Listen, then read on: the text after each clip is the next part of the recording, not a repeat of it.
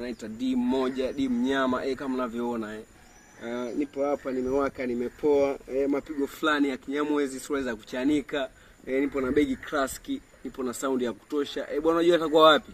Bwana tukutane pub leo na vitu kibao vya kuwapa mashabiki zangu. Tutakutana hapo, tutapiga picha, tutashare vitu kibao. So cha kufanya tu ni kuibuka pale mjengoni ili uweze kwenda kushuhudia show moja kali sana, show class. Kama mnavyoona pigo zangu zile za Kibini Laden, napiga kama Mondi, kama Konde Boy, kama Konde Boy, kama Kiba, kama Levani, kama Mario, kama Mtoto Badi. Namaliza hapo. Kocha msingi nini? Ni kuibuka tu pale kiwanjani kwa mtonyo wa shilingi 250 tu za Kitanzania, alafu zinaenda kupata bonge moja la show. Kochi kama mnavyoona unyama, kama umetoka USA dola 5000 nimenunua. Chini kidogo sitaki kuonyesha kwa sababu unajua nyinyi mtaki kuniroga.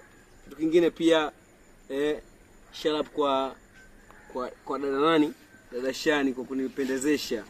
Ameweka unyama nini, nimewaka, nimepoa, Mnyamwezi kama hivi.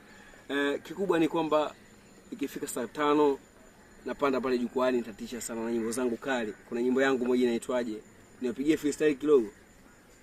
Freestyle kidogo piga. Sina ushikaji, sina mdau, sina wakuka vibarazani kumdiskasi mtu. Hiyo ni nyimbo yangu ya kwanza, nitakuwa nayo hapa, nitaperform live. Hiyo nyimbo ni fanya na Mzee Yusufu. Kocha msingi ni kwamba karibu sana kwenye hiyo show. Ni show ambayo itakuwa ni kali, ni classic. Cha msingi sogelea na mambo yatakuwa njema. Peace.